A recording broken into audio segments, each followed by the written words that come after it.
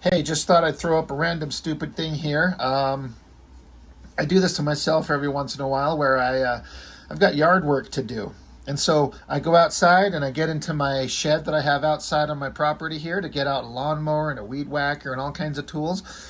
And inside there are all my long boxes of comics that I have not brought in. You know, I've got a pile of stuff inside my room right here with me of stuff to go over for the channel. But I start digging through all those 12 plus boxes out there, and I don't need any more content. I've got plenty inside here, but I keep looking for something different, some variety, and I end up wasting like an hour just digging through my stupid long boxes, not doing the yard work. So I just thought that I did do it eventually, but I just made it last that much longer. I thought I'd just do a quick show of all the stuff that I pulled out from my long boxes outside for future content eventually. Shauna the She-Devil by Frank Cho. You're not going to tell me this isn't a hot babe wrestling a giant croc cock surrounded by water jizz. Like, this was I don't know why, I've got issues 2 through 7. I know I've got issue 1 somewhere. I seem to remember hearing that he did a version of this book where she was like topless the entire time, and he drew on this part of her just covering her at the top. Yeah, I want that version. So Shauna will come up soon. What else do I got? For God's sakes, I don't even remember this thing. Spawn Godslayer from 2007. I don't remember this at all. Danger Girl Body Shots issues 1 through 4. You know, I was trying to enjoy Danger Girl beyond J. Scott Campbell drawing it, and these were always kind of fun, but I don't remember them at all. And the art is just never quite as good. Chimera. Brandon Peterson did this whole series. A lot of computer-generated stuff going on. I seem to remember it being kind of good. Let's keep it going. What else we got here? I was digging through and finding all my issues of Wildcats, because I intend to go through all the Wildcats, but the stuff that Travis Charest was drawing, even if it was just in parts, I've got all of those. His work was so good on these books, written by Alan Moore. I mean, people don't talk about Alan Moore's run on Wildcats. He did some really good stuff. Really interesting work. God, my comic bags are just falling apart. Jeez. Wildcats made it all the way to issue 50 and even beyond. That'll be another interesting one to go through. What do we got here?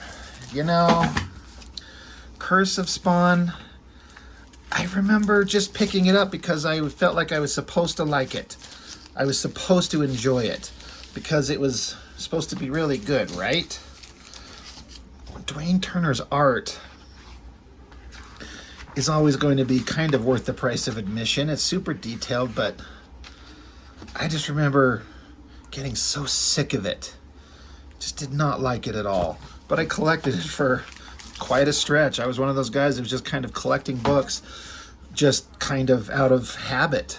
I was collecting them and just kind of hoping that they'd be good. And sometimes shitty storytelling, but good artwork will carry me, but not in the Spawn world. But I collected it for a long time, so we'll certainly be going through those. What else we got in this pile of stuff? Random issue of X-Men, more Curse of the Spawn, better put those together. Vampirella crossover gallery, bunch of artwork of hot girls. Joe Quesada doing the Ray back in the day. Some very independent, I was going to say crappy comics, and that's not really fair. Guys were trying the best they could. The Adventures of Kelly Bell, Peril on the High Seas, through Atlantis Comics. And the reason I was going to say shit comics is because the guy who runs Atlantis Comics is an absolute twat. I was going to go over why Star Trek comics are terrible. Like, these are pretty good covers. Deep Space Nine is my jam, hardcore friends, but Star Trek comics never work.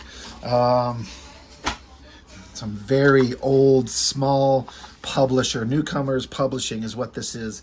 I have a little bit of a history with this local, like Utah-based newcomers catalog stuff. I just thought I'd dig those out. Some stuff with Gen 13 with J. Scott Campbell when he was still drawing the book. Always worth a look. Let's see. Art T-Bear does black and white. It was not very good. I started, every time I saw an issue of Pitt, I'm like, I gotta grab Pitt because I want to go through them all. I collected the entire thing as long as it went. And it's been so long since I've read it. I seem to remember enjoying it. I think I've only ever read them, though, one time. Wow, look at that. Plot, pencils, inks by Dale Keown, and colors by Dale Keown. I did not pay attention to that. This doesn't look like there was any inks on it at all. It looks like it's just straight pencils. Damn, look at that. I shouldn't be flipping through this because then I'm going to just want to go through them, which we will, but I want to do it in turn. So, copies of Pitt, definitely. Let's see. Milk and Cheese. I heard a lot about these guys way back in the day in like Wizard magazine. Everyone was talking about them, and one day there's just was suddenly an issue on the shelf. I haven't looked through this in so long, but I remember thinking it was really funny. So that would be a fun. This one might actually get done sooner than later. I'm actually going to set it off to the side. Wildstorm Winter Special, another issue of X Factor, I believe, drawn by Joe Quesada. I mean, I know this was his era, and he did at least the cover, but he may or may not have done the insides. Let's see.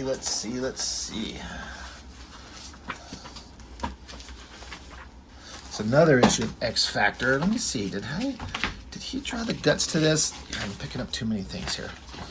Yes. Oh, that is a Joe Quesada cover or opening scene if I ever saw it. Joe Quesada penciler, Al Milgram inks. Yeah, definitely. This is an era of Joe Quesada that I really like. We all remember, I think, Michael Turner's first series, Ballistic. It was like 4 issues, I believe, before he did Witchblade and took off to big raging success with that, and then Fathom. Wildcat Special, I believe that is the first Travis Charest book for Wildstorm, I think. That'll be fun to look at. Everyone remembers Brett Booth on, God, my bags are just so old. The Kindred. I remember it was kind of just okay. I could tell they were going for it, especially Brett Booth was just really going for it on the artwork. I never liked his work too much. It felt like a lesser Jim Lee. Often there was lesser Mark Silvestris and lesser Rob Liefelds, and there was lesser Jim Lees. More from that Newcomers Publishing. Just to be a fun little independent book to kind of dig through. Started digging up some X Factors that were drawn by Larry Stroman. And, well, we got to look at those. That'll get a little bit of a look. Wildcats Annual, I think, drawn by Stroman. Definitely going to be worth a look. Voodoo by Alan Moore and Mike Lopez. I feel like I have more than just this one issue, but, man, that guy could draw.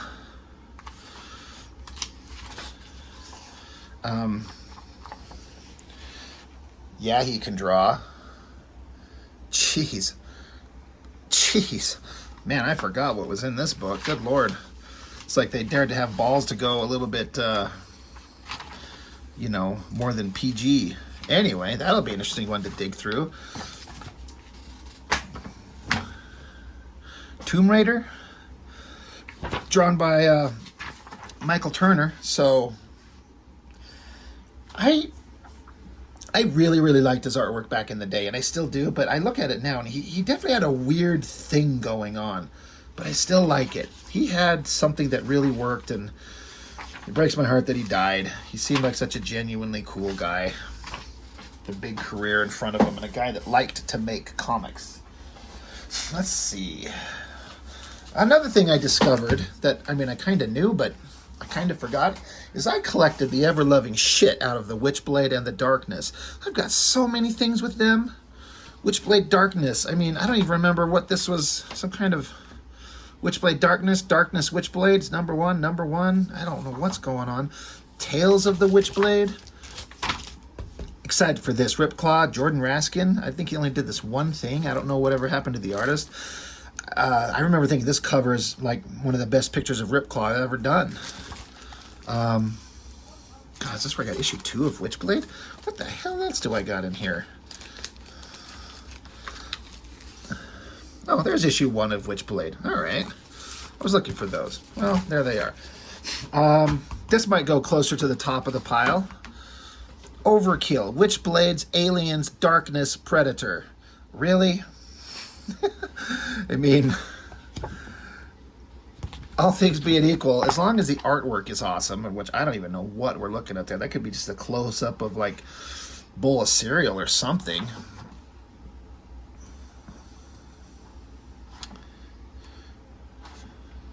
That'll be worth a look. I mean, they're all going to get a look. What else we got in here? Fatal Attractions. I wonder how many of you out there, I mean, I know a lot of you watch my channel are aware of, like, Wolverine when he lost the metal out of his bones. We'll see that. And look at these. I love these hollow foil 3-dimensional, 3D, whatever the hells they were. Those were really cool.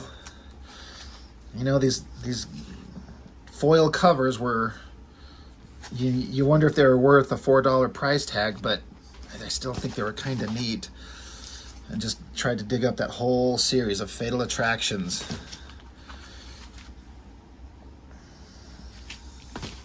So here they all are, I think. Second issue of Aphrodite 9. Finch was going for it, man. He was really doing it. This is a terrible credits page. I think it's so visually uninteresting. And I said it before, I say it again. Man, they should just go for it. Just have these girls naked all the time. Just do it. Maybe not all the time, but just quit dancing around the subject. Let's just see it. But, I mean, these are supposed to be comics for kids. I know. I'm making stupid points.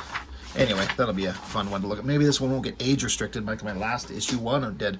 Wolverine Hulk.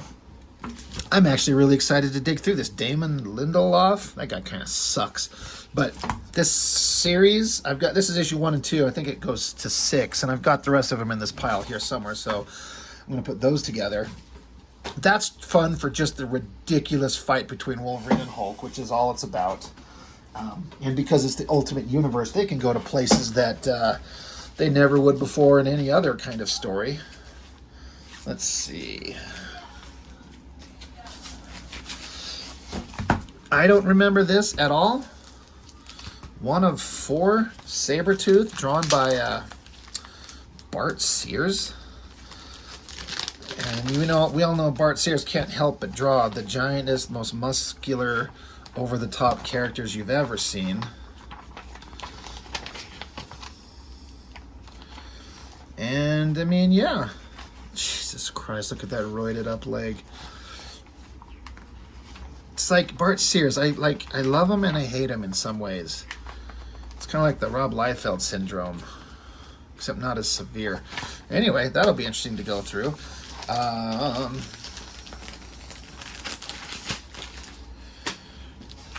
The Dark Avengers. Man, I thought this was a great series. I loved this. When Bendis did, what was it, Avengers Disassembled, and then had this whole run that he did on the Avengers all the way through the Dark Avengers. I enjoyed that so much. I thought that was just a fantastic series, so I can't wait to revisit those. Here's more of that Hulk Wolverine. There's issue 3. Psyblade, Pilot Season 2007 winner. And then just a random issue of Witchblade in there. I picked up Aliens. I mean, just an issue of Aliens. I don't remember anything about that. I must have just wanted to give it a shot. Darkness Pit. The first Pit comic in a decade? Holy shit. I don't remember this at all. I wonder if there's more than one. There has to be, right? Anyway, that'll be fun to look at. Let's see. Controversial to say the least. Amazing Spider-Man, One More Day. I'm going to be honest with you guys. I don't mind the story. I definitely don't mind the artwork. I don't like the ultimate outcome of the story. But I thought it was really well done. That might go into the sooner than later pile. There's Darkness Pit number 3. There's Hulk versus Wolverine 4, 5, 6. So we got those. I remember this, Dark Avengers, Uncanny X-Men, Utopia. Picked it up because Silvestri drew it. Some wizard special on Fathom. Michael Turner, I know I was just talking about him. Like, it was such a sad day when he died because he made comics. He loved them. He seemed to genuinely care. He had the kind of career that like a Joe Madureira, Todd McFarlane would have, I thought, where people liked his work. He had a good, strong work ethic, and but he wanted to make comics, as opposed to McFarlane that wants to be a successful businessman, and Madureira that wants to just make video games. This guy seemed to want to make comics. And look at this studio, like his own art table. I mean, obviously his own art, but his own office space, the art studio with all the shelves and the books. Like, what an awesome like office to go into. This is where you work, and this is what you do. Whether this is an office or just his home, I don't know, but.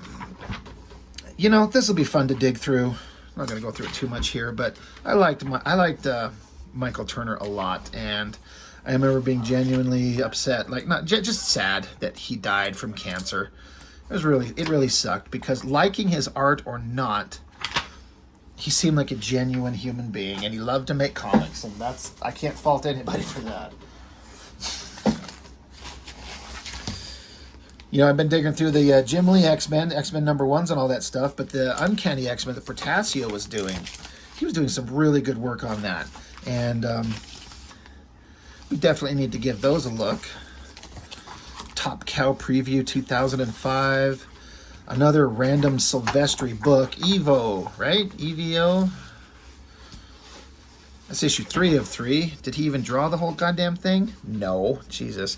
Mark Silvestri, penciler, and then Eric Balsoldo, Joel Gomez, and Billy Tan, pencil assists. Probably on backgrounds. Silvestri pulled that bullshit a lot. He'd start a book, do a few pages, just do the hot girls and the monsters and shit, and let everyone else fill in everything.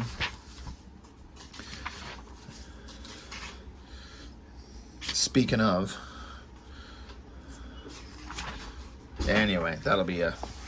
But that's issue 3. I gotta find issues 1 and 2 if we're gonna look at them in order. You guys remember the Tomb Raider painted by Joe Jusko? I'm gonna put this closer towards the top of the pile. That needs a look. Strike Force. Tyler Kirkham. I know he was a guy that was picked up by Top Cow. I did not like his work when it started, but you know, he was good enough to get on and he's got a hell of a career now. And I think he's pretty good. I still don't particularly care for his art even now. It's obviously extremely good. He gets all kinds of work. He seems like a really nice guy, talented guy, hard worker. I just don't like his work. I didn't like it when it was raw, and he's certainly progressed, but I didn't even like it. I don't even like it that much now. It's kind of middle of the road for me. ABC Sketchbook. Man, we're going to dig into Tom Strong. You bet your ass we're going to. That is one of the best comic series ever made. So this will be fun. More of those Portasio, Uncanny X-Men's.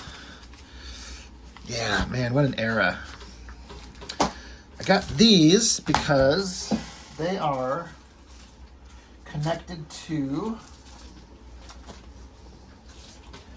Definitely going to be looking through the Daredevil by Kevin Smith. I did the Daredevil Father series that Joe Quesada did.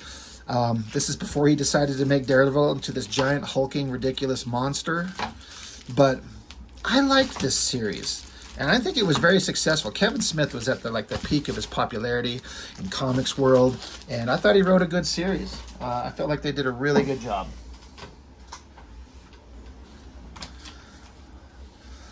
Going on here. Red Sonja. I got this because Dan Panosian was drawing it, and man, is he good. Like, he is really good. I got 2 issues. I think that's all I ended up collecting. We Stand on Guard, where Canadians are just the coolest things ever, and Americans are just the biggest pieces of shit ever. I mean, whatever. I got this for the artwork. And the story ended up being pretty good, I think. We stand on guard. Artistically, Steve's, I don't know how you pronounce his name, Scrotum? I don't know. He is a great artist. God, I haven't read this except the one time when they all came out. And I remember liking it. But yeah, we got that whole series. That'll get a big look.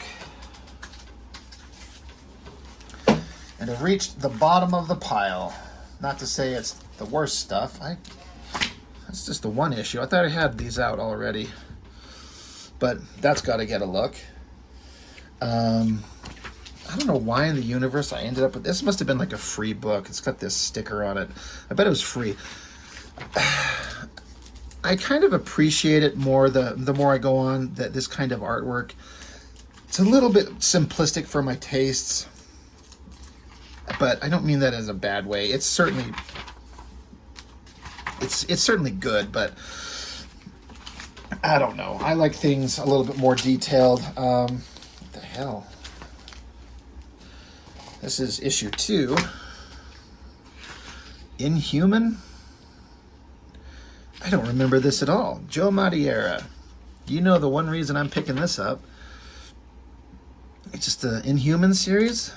Again, he's down to just his pencils, and it looks kind of okay, and this isn't as bad on the coloring as that sloppy-ass shit in the Ultimates, but it's just soft and kind of muddy, and I just prefer inks on it. But Joe Mad's good. I mean, hell, maybe I just look at it right here, right?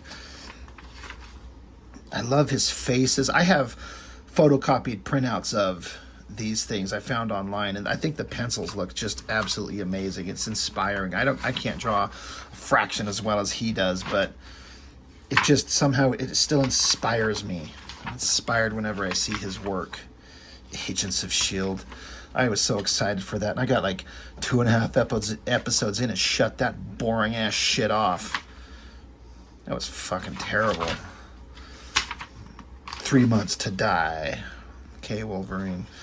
Anyway, Joe Mad's awesome. I just wish that he didn't have his head up his ass with the I don't want inkers on me anymore. I just want to go straight pencils. Anyway, that's the pile of shit that I went and dug up. So, stuff to come in the future. I'm excited to kind of dig into that guy, and I'm kind of excited to dig into. I want to look at that one, and let's see, this Wolverine Hulk series that I'm going to put them in order. That was a lot of fun. This Overkill, it literally is exactly, yeah, these will probably be the first ones I go digging through. But it's not like I don't have a massive pile of stuff to go over. Anyway, that's all I've got for now. So I appreciate everyone just tuning in just to look at this little pile of crap that I got to go through. And just future content. So that's all for now. And me and all these random books and tons of others will see you soon enough. That's all for now. Thanks. I'll see you later. Bye.